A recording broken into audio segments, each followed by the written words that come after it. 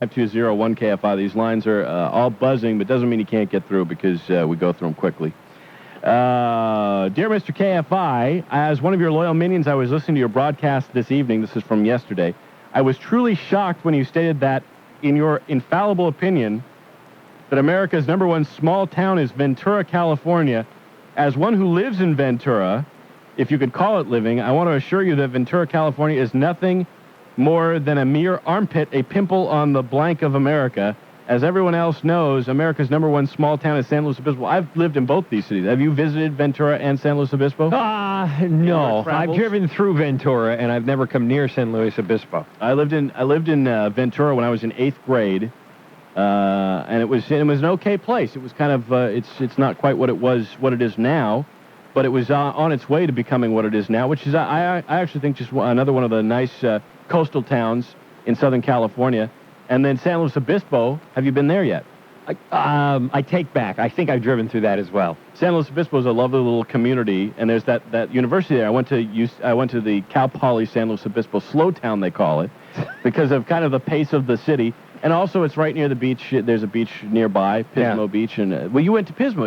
Didn't you go to Pismo recently? No, I've never been to Pismo Beach. No. All right, I'm confusing you with several other people. But I will go if it helps. Oh, it would help for the sake of commentary here on the show. For the sake of this conversation, I'll say I went. Appreciate that. All right, but both of those are nice places. But I think in terms of cities in America, you've lived all across the country. Not all across the country. Well, mainly on the East Coast. Mainly on the East Coast in Chicago. Yeah. Chicago's the Midwest. Well, that's why I was separating Chicago. It was most of my years are in the Northeast. A couple here and one in Chicago. Yeah, and you were like we were talking about this last night. Yeah. Why are you making that face? And again, you're not looking at me. I'm sorry. Your eyes distract me. What do you mean they just? I don't know. Freakish. I'm not cross-eyed or anything. There's nothing wrong with my eyes. Just something about your eyes are mesmerizing, and they sort of make me quiver, and I just try to look away. Me and Daryl Gates apparently do this to you. Yeah, I'm discovering things about myself that are really ugly. It's very strange. At least you. Anyway, what were we talking about here? We were talking about. I have no idea what the hell we were talking about. Let's go to the phones. All this is. Hello. Yes, hi. Hello, Mr. KFI. Oh, this is Mr. Fake Accent. It is I, Mr. Fake Accent. Say hi to John Kobylt from the John and John Kobylt. All right, that's about all you get on the Mr. KFI show tonight. Just a heartfelt hello from one of the listeners. That's about as much as we needed to hear. Yeah. I think so. Well, when you call yourself Mr. Fake Accent, there's only so much time that you should be allowed on the air. Wouldn't you agree? I would agree. Absolutely, and I think you handled that properly. Thank you very much. Let's see here. I know what I was going to talk to you about before we were so rudely interrupted by Mr. Fake Accent. Yes. Your career before broadcast, you were a sports writer in newspapers. Yes. Spent 5 years, very young years, as a sports writer, and I found... They were the best of times, they were the worst of times, the way you were describing it last night. I found at the end of 5 years, I got into sports writing being a big sports fan, thinking it was the coolest job in the world. And by the time I got out of it, I hated sports. I hated all professional athletes. Thank you. You're looking away from me. Don't flutter your eyes, okay? I'm not. I don't. You're fluttering. I am not fluttering. You spent too much time in prison. You're starting to flutter. All right. No, I found after I left sports writing, I hated pro sports. I hated athletes. Because I've never seen you. Whenever I've been to your house, I've never seen you watching a sporting event. No. I've never heard you talk about sports. I've never heard you say, "Hey, I'm really into this," or "I want to go to some game." Right. Being a sports writer will destroy your love for professional sports. Why? Because you just realize how stupid everybody is involved in it.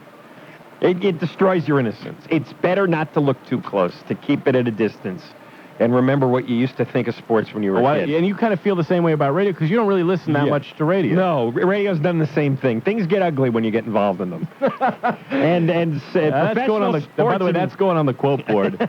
Things get ugly when you get involved with them. That's right. It's a lovely sentiment. Things look really nice from far away. You shouldn't grow up and make this a profession. All right, back to the phone lines. Local and hostile, line 5. Say hi to John Kobylt. You don't get Ken, Buto. Hi, you're on with Mr. KFI. Yes, John. Yes. Are you aware that you were publicly challenged to a fight? Who's publicly challenging you to fight? Probably Garcetti. Oh. Probably Garcetti over this Menendez problem. Are you going to take him on? 5 rounds, bare-knuckle boxing? Is that what's going to happen? I'm going to go on my hunger strike, and then I'll take him on. That's how confident I am. Are you really going to do this hunger strike? Is this for real? I think so. Or is this just some cheap radio publicity stunt? Oh, yeah, well, it's always that. But, I mean, beyond that, yeah, I think KFI management is checking to see if it would be sued if I died while on the air during the hunger strike. Wow. And if they can conclude that I cannot sue them after I die during the hunger strike on the air, Well, what then if they you will just sign a waiver that says I will not sue you if I die during a hunger strike? That's what I suggested. You know, I always like to cut right to the quick of a matter. But, you know, they have to still check with their lawyer. Oh, these lawyers ruining the world. Hi, you're on with Mr. KFI. John Kobylt hanging with Mr. KFI at 8:40. All right, thanks for that. We always enjoy cat sounds on the Mr. KFI show. They always bring new levity and... All right, Mr. KFI, here comes another fax, John. Maybe you can help this gentleman. I was in Laguna Beach for a wedding last night. At the beach, I noticed many lovely young ladies of 16, 17, or 18 years, limousines, and hormone-driven young men. Must have been prom night. Anyway, stir. I am now 36 and a half years old and found myself lusting after these beautiful lassies. Am I a sicko? Can I ever go back? Please don't report me. Love you. How about those beers? Damn keeper. I don't know what the hell he's talking about. But I do have his fax number, so we can have him investigated. Yeah, I think so. What do you think about this? Hey, Is he a sicko? 36 years old? 36 years old. You're getting close to pumping 36. Well, yeah, but Ken's past it. We weren't talking about Ken. Why'd you have to bring Ken up in this? It's just a gratuitous insult. Sir, I was 32. Yeah, well, no, yeah, he's sick, I suppose. Publicly, I think we should say he's sick. I like this one here because I was talking about elections earlier. This is pretty nice here. Yeah. It says, you cannot vote if you are in prison, you idiot. And idiot is spelled I-D-O-T. I always appreciate those slanderous remarks against Mr. KFI. 8:40 here at KFI. This hour goes by fast, doesn't it? Very. We're 3/4 of the way through it. Unbelievable. Have you broken a sweat? Huh? No. Are you feeling warm? No. Flushed? No, I'm perfectly relaxed. Here at KFI. I don't know how you do it. AM 640, more stimulating talk radio. Back for more of the show that we call Ask Mr. KFI. After this. All right, pal, what's your hurry? I'm sorry, officer. I didn't realize how fast I was going. License and registration, please. But see, when I heard about Pizza Hut's new deal on the radio, I just had to get over there. Oh, that's a dilly. I haven't heard that one before. Well, that's because Pizza Hut's never had an offer like this before. Yeah, now you can carry out 2 medium pizzas with your choice of any 2 toppings for only $7.99. Quality Pizza Hut pizza for $7.99? Hey, listen, buddy, I didn't just fall off the arugula truck, No, officer, it's true. You gotta believe me. All right, now listen, I've heard everything. Listen, here it is. Now at participating Pizza Hut restaurants, get 2 medium pizzas covered with your choice of any 2 of your favorite toppings for just $7.99. Not valid with Bigfoot, half-price pizzas, or any other offer. Offer good on carry-out only and only for a limited time. A limited time only. Hey, I'm out of here. You forgot your ticket book. Never mind. It's an unbelievable offer, so get to Pizza Hut fast. But not that fast.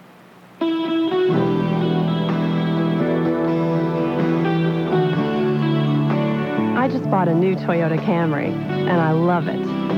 Yeah, maybe I could have found a car that cost a little less, but I did my homework. And according to the Complete Car Cost Guide, when it comes to overall cost of ownership, the Camry is one of the best values on the road today.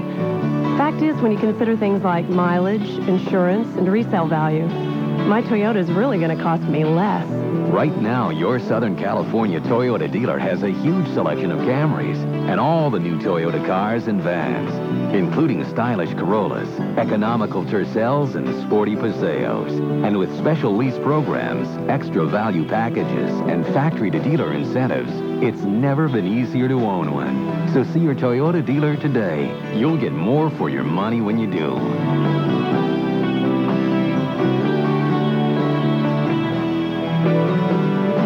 Unafraid to show their emotions. Oh, this is like a Disney movie. Tears are welling up in my eyes. John and Ken are sensitive 90s men. John and Ken, tomorrow at 3. Do you have any idea what's KFI, being said in your name? AM 640, more stimulating talk radio. These promos. There's one promo about you, and you're like now a car alarm. They're going to use your voice for a car alarm, apparently. No, I don't listen to the station enough to keep up with those Well, things. thanks for the commitment. Thanks for the vote of confidence here at KFI. I do listen to the Mr. KFI show. I'm sure you do. I do. 840 here at KFI, AM 640, more stimulating talk radio. It is all right if you listen to my. What is your favorite slogan of Mr. KFI's of the repertoire of slogans? Off the top of my head, I got to think of one now, huh? I do like the campground, the modern day campfire. Campground. The modern day campground. Well, Thank just you for because that. I listen, but I don't memorize your slogans. Of course you don't. All right, 845 KFI, AM 640, more stimulating talk radio. It is Mr. KFI. Here until 9 o'clock tonight, and after the news at 9, it'll be my privileged white Orange County stiff Republican attorney Hugh Hewitt for all your talk show needs. That is probably your favorite slogan Yes, of Mr. KFI. probably, yeah. That's probably Right, the one yeah. that does it. That's the one that always gets me. Hanging with Mr. KFI this hour, who is tough to get. We had to promise him limousines. We had to promise him a wet bar in the limousine, and also we also have to have a bartender, right, and free drinks for John Kobylt. That's right. While he's here. I'd have to be drugged to come in here. Exactly. Well, it seems like you may have been. I may have been. Have you ever been on the air drunk? No. No. Have I? No. No. I'm not. We're of course not talking about your hungover, maybe. Hungover, maybe, but never drunk. Yeah. Well, I always wanted to do one of those stupid gimmicks where you get drunk on the air to prove how horrible alcoholism is. Right, you have the cops here. And yeah, then the cops here, and they do blood alcohol tests and everything. Why not? I don't know. If you're going to punch Garcetti, I think you might be able to, Well, maybe I'll say you were a victim of alcoholism, or whatever. I've kind of painted you as an alcoholic now in the last half hour. There's no reason to do that. It wasn't. I don't know why. No, that's gratuitous and nasty and wrong. side to that's me. Right. That's no. It's mean. But nasty. you enjoy occasional adult beverages. On a Saturday night, I think we like to go out every once in a while. Yeah. What did you have last night? Part of it was Coca-Cola. I don't know what the other part was. Southern Comfort. Southern Comfort, which is what, whiskey? Yeah, it's like bourbon. Well, no, it's like it's not whiskey. It's bourbon. Well, it's bourbon. Well, bourbon whiskey. Well, you said it's like bourbon. Well, because they changed it and they started calling it a liqueur, and I don't really understand why. What is the difference between bourbon and whiskey? I don't know. Are they basically the same drink? I guess. You're not a connoisseur of alcohol. You just know what you like. You just drink it. That's all. I don't read labels. So. All right. Maybe it's time to go back to the phone lines. When John looks at me and starts laughing, I know it's time to move on. Local and hostile, line 5. Say hi to John Kobylt. Hello. Thank you, local and hostile. Thank you very much. Appreciate that call. Hi, you're on with John Kobylt on Mr. KFI. Hi, you guys. I love both of you. You're my favorite host. Aren't you kind? What about Ken? You must enjoy Ken. But I enjoy John better because, at first it's really funny. When I first started listening to you guys, I'd listened to you since the very first day. Yes. And I couldn't stand you, John. I really couldn't. But, it's you have this effect with women, don't you? I think my wife would probably say the same on the first blush. Yeah, they can't stand you, but yet after time you grow on them. When I started liking you was when everything happened at Waco and you kind of went on a rampage. And I completely agreed with you because I was really mad at everybody who was saying, oh, it was terrible what happened. Well, you struck something. I find that people dislike us or our show when they disagree with us. And then when we meander onto some subject they agree with, then suddenly we're their heroes. Well, no, but seriously, and since then I've been listening to you. I listen to you every day on the way home from work. Oh, well, thank you. And I don't always agree with you, but I always enjoy your show. Waco brought us together. That's right. See, a lot of people think Waco was a tragedy and disaster, and here it brought you and I together. Well, it's really funny because when you guys first started, my mom was telling me, you've got to listen to these guys. And I said, I tried it, and I really can't stand them. Right. And she kept bugging me about it. And so I said, okay, I'll try again. And I listened. And then I told her, you were really right. because Mothers are always right. That's right. Well, we're addictive and hypnotic, and I appreciate that you've gotten... That can be your catchphrase. There you go. Hey, why don't you get a little repertoire of slogans? No, I'll sell that one to you. You can have it. All right, I appreciate that. We'll move on to distant and docile. Line 2, you're on with Mr. KFI and John Kobylt. Go ahead. Hi, Mr. KFI. Yes, sir. Who's this John guy? John Kobylt is our part of our afternoon drive team, the anchors of KFI. I guess he hasn't heard yet. John Kobylt. No. I've heard of Ken Shampoo, but I've never heard of this John guy. Yeah, John's the shy, demure one on the show. He's the one you never really hear. Yeah, he's the one that doesn't say much, doesn't scream kind of in the background. I'm kidding you. How you doing, John? I'm fine. How are you? I just love listening to you and John and Ken. You get my business partner and I arguing about everything. Which side do you take? Are you the John of you and your business partner, or are you the Ken? No, I'm the John side, and my business partner, he's the Ken side. So boy. We sit in here and over here at work, and we just argue about the same thing. Have you guys ever come to fisticuffs? Nope, not yet. Not yet. Nope, it's been great. No parking lot incidents for you guys, huh? So, John. Yes? What are you going to end up doing if Garcetti doesn't take your money from... Well, we're talking about a hunger strike is the next chapter. Oh, hunger But strike, I'm going to wait, because, see, I'm going away to see my parents next weekend, so I don't want the hunger strike to get in the way of my trip. Oh, no, you don't want Mom to start worrying about you. No, if I show up in the middle of a hunger strike, then that's all the family's going to obsess on, you know, and it would ruin the weekend. So I'm going to wait till after the weekend, and because, when you go on a hunger strike, you don't tell your parents. Oh, that's true. It upsets them. They don't understand. Especially moms, they don't understand. And, when I tell them what the cause is for, they really won't understand, so I'm going to wait till I come back. The other advantage is your mom will fatten you up while you're back there, Right. and then you can live off that stored fat kind of like a chipmunk. That's right, yeah. You got that'll be going for you. All right, appreciate your call, sir. All righty, have a good one. Thank you. We'll move on. Hi, you're on with Mr. KFI and John Kobylt at 8:50 here at KFI. Hi, Mr. KFI. How's it going? Better than most, not as good as some at 8:50 on, what is this, a Sunday night? Yep. Well, good thing that hasn't changed. Hey, Mr. KFI, I have a question for you. Well, let's get to it. Okay, is it true that the California Lottery gives 33% of its funds to public schools to buy computers and other stuff? Let's talk about this for a second here, because that was what was promised, and that actually, I'm sure that the monies that were promised and the reason that they were given their the okay to sell lottery tickets was because of facts like there was money that was going to go to the lottery, or go to education, and that's true. But what has happened since then is, let me just use round numbers here, okay? Let's say you have $100 as your budget for the schools, okay? And the lottery says we're going to give you 33% of our money, and let's say the lottery takes in $100, right? So you'd think that now the schools will have $133. Yeah. Well, what's happened is the school system, when the governor redid his budget, he said, well, since you're going to get $33 from the lottery, then we'll reduce the budget of the California state from $100 to $77, and then the $33 will make you up to $100. So basically what's happened is the schools have had the same amount of money all along, just $33 now, instead of increasing the budget that schools, the budgets for the schools, instead their budgets were reduced, but the money came from the lottery instead, and so the schools really didn't make out very well. Well, you run through that again? About Mr. KFI.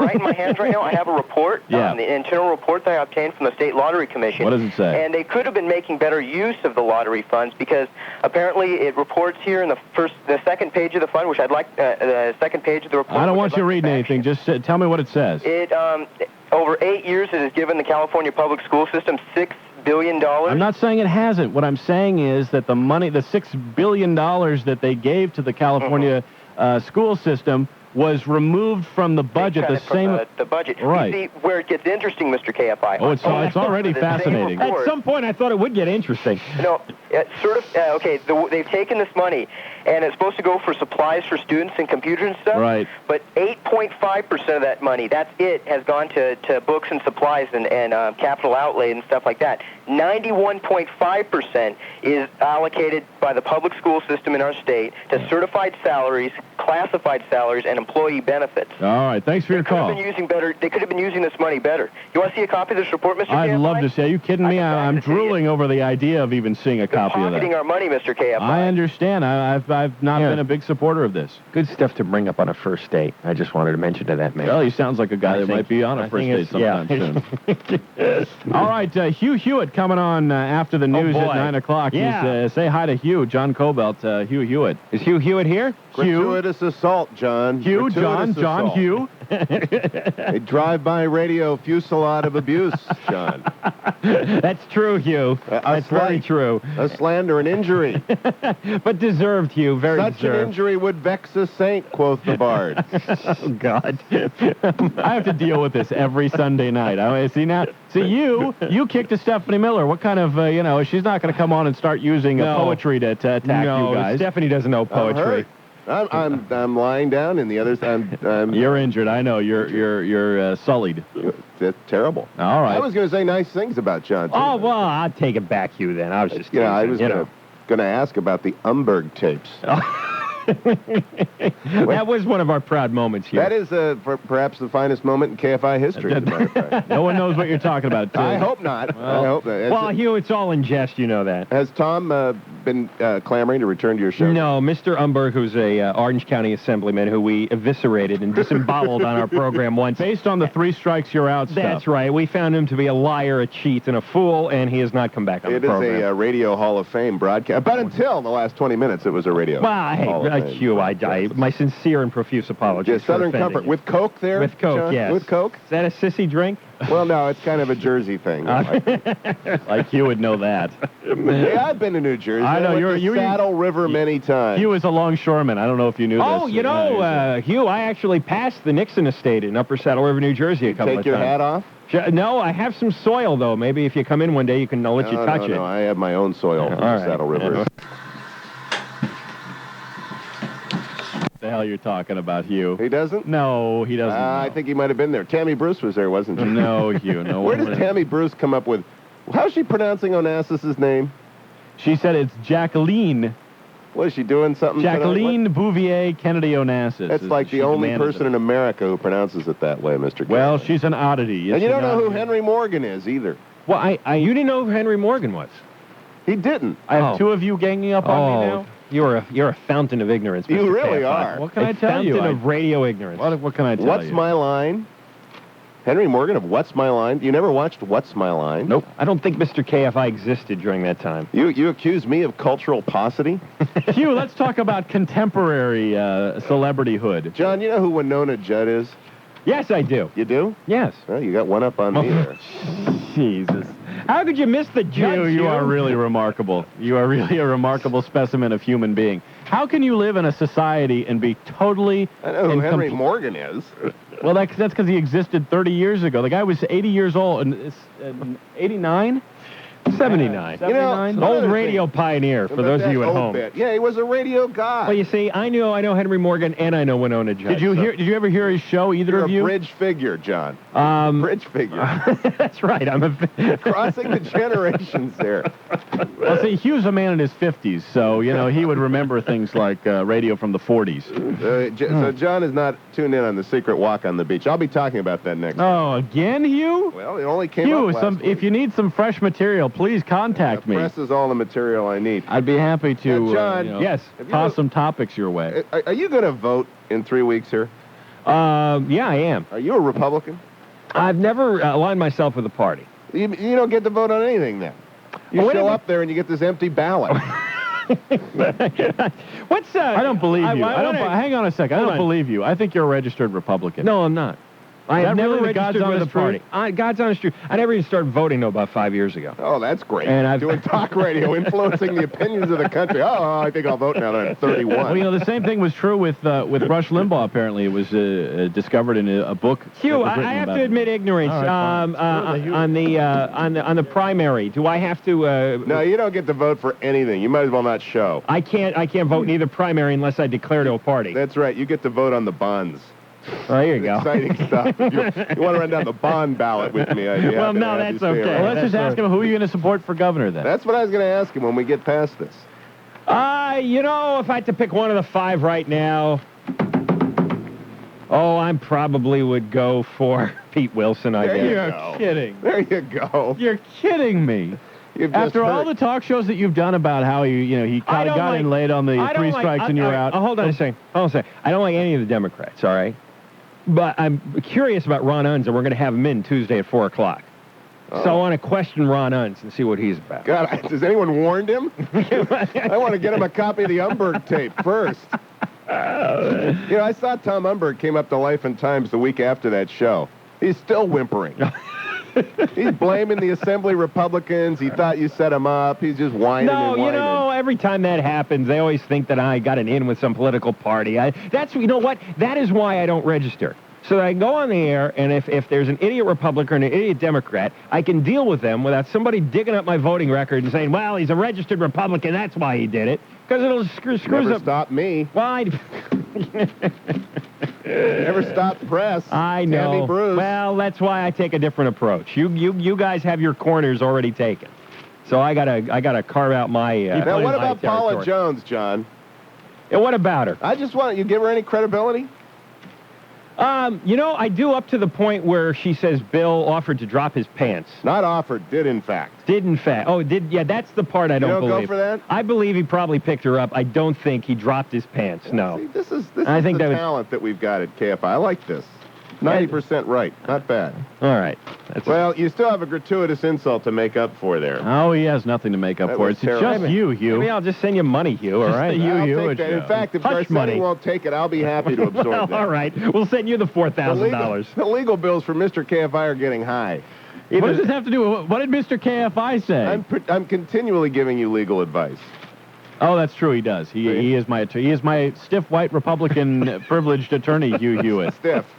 Very, very, very privileged. Well, it's 9 o'clock. I got to go back home. It is 9 o'clock. We have to call this a night. Gratuitous drive-by assaulting radio host colleague. Hugh, you want me to stick around a little while so you can assault me some more in the next hour? I got some secret deal stuff here that I need to talk to you about. I've been in contact with some people from Malibu Bay Colony.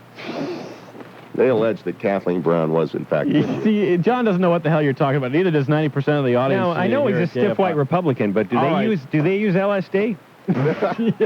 All right, it is 9 o'clock. This is KFI. Los Angeles' more stimulating talk radio is Mr. KFI. And I will be here next Saturday from 6 p.m. to 9 p.m. without John Kobylt and without Hugh Hewitt. So until then, do everything I wouldn't do. Thanks, John Kobylt, for hanging out with Mr. KFI. It was a pleasure to be hung with you. Thank you very much. And Hugh Hewitt is next here at KFI Los Angeles. Go ahead, you finish it. More stimulating talk radio. Did we mention that Limbaugh eats liberals for breakfast? KFI Los Angeles, more stimulating talk radio.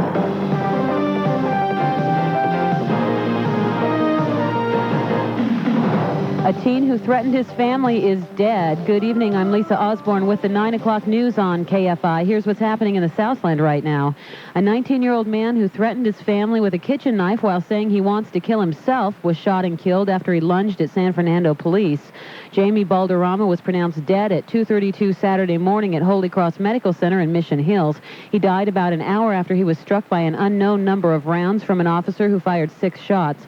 Balderrama began stabbing himself in the upper body after he was shot. Officers tried to handcuff him to get him under control into a hospital. The 19-year-old was shot by one of the 4 officers who responded to the family's call for help. John Henry Widener, leader of an underground network that rescued 1,000 people from Nazi-invaded Europe, died yesterday at his Monterey Park home. The 81-year-old immigrated to the United States in 1958. And preparations are underway at a New York church for Monday's funeral service for Jacqueline Kennedy Onassis. Arrangements are also underway at Arlington National Cemetery outside Washington for the burial of the former First Lady. Her family gathered for a wake this afternoon at her New York apartment. There was some panic in Mexico City this evening as 2 moderate earthquakes shook the area, but there are no reports of damage or injuries. Earthquake watchers say the quakes were centered along a sparsely populated coastal area. There's a report that even before she was arrested last week and charged with marijuana possession, tennis star Jennifer Capriati was treated at a drug rehab center. The report comes in Newsweek magazine. A Capriati spokeswoman isn't commenting. Employees of United Airlines have more incentive now to buy the carrier. Parent firm UAL is now offering the workers 2% more ownership than offered earlier as part of a proposed $4.9 billion buyout. If stock performance is good enough, the stake could increase to 63% a year after the purchase. And it was a big weekend for moviegoers. The film version of TV's Maverick took top money, starring Mel Gibson in James Garner's old role as a Western gambler and Garner in a supporting role. Maverick is expected to collect $17 million in its debut. In second place, The Crow, starring the late Brandon Lee, has estimated receipts of nearly $8 million, and When a Man Loves a Woman is third with nearly $7 million. Rounding out the projected top 10 are Crooklyn, 4 Weddings and a Funeral, with honors, 3 Ninjas Kickback, No Escape, Clean Slate. Even Cowgirls Get the Views, which debuted with $625,000. We'll check Southland weather next here on AM 640, KFI News Time 9:04. It's the American dream to own your own home. Well, California Federal Bank is doing their best to make the American dream a reality by offering a low-rate home loan. At CalFed, you'll get a low start rate of only 2.95% when you have your monthly payment automatically deducted from your CalFed checking account. Plus, CalFed loan reps will help you figure out how much home you can afford before you start shopping. And CalFed also offers a variety of low-down payment home loans. So if you're looking for a way to make the American dream come true for you, remember, you'll find it at California Federal Bank. To get the lowdown on how CalFed makes it easier for you to get a home loan, stop by a branch or call 1-800-CalFed-7. APR of 6.16% as of 4/26/94. APR may increase after consummation. Restrictions apply. Available on Arm Plan 101-127. California Federal Bank is a federal savings bank and equal housing lender. For new wear-dated 2 carpet, Judge Wapner of the People's Court? According to the Judicial Carpeting Code, subsection B, former TV judges must know everything in the world about carpet. Well, sue me. I don't. Of course, nobody else does either. But I do know enough to rely upon expert witnesses, the people at Wear-Dated Carpet. For instance, they told me how their new Wear-Dated 2 carpet is made with stain blocker, so it resists just about any household stain. I'm also glad to know every yard of Wear-Dated carpet is backed by Monsanto's pledge to be a friend to the environment. So if you need help with carpet, just remember Wear-Dated 2 carpet. But if you need some free legal advice, well, I can't help you there. New Wear-Dated 2 carpet. It's all you need to know. But did you know that Carpeteria is having a huge truckload sale? Right now, get the selection, savings, and financing that make buying easy. Only at Carpeteria. Go live on the scene with the KFI News team. The plane turned around trying to make an emergency landing, but Mr. Clinton outlined a new 3-part plan. The study by researchers at UC Irvine revealed that KFI AM 640, more stimulating talk radio. Southland weather from KFI, mostly clear and breezy tonight with lows in the mid-50s. And once the early morning clouds burn off in the morning, it should be Monday, should look into the upper 70s. It's 60 and clear in Torrance, 62 and clear in Santa Ana, and it's 59 degrees here in Los Angeles. KFI is the talk station that does news on the hour, on the half, and when it breaks. At 9:06, I'm Lisa Osborne, KFI News.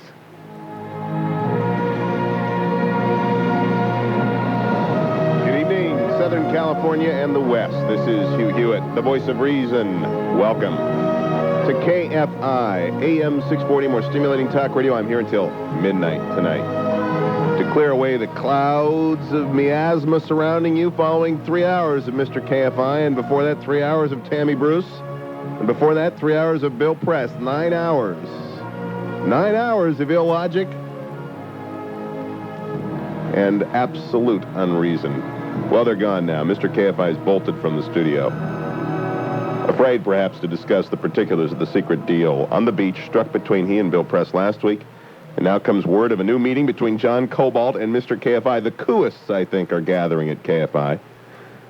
They've taken over Saturday completely and Sunday completely from the hours of noon to 9. And now they're spreading out. And it's a sad, sad state of affairs that John Kobylt's now been strung into this conspiracy. But more on that later. I'm glad to be with you. I'm here until midnight tonight. The pace quickens. The pace quickens because we are less than 3 weeks away. 3 weeks away. June 7th. My. June 7th is primary day. The first hour tonight is devoted to endorsement night. Yes, a pivotal event in Southern California. And throughout the state. And I'm glad to welcome in all you folks up there in Lasser County. All the way down to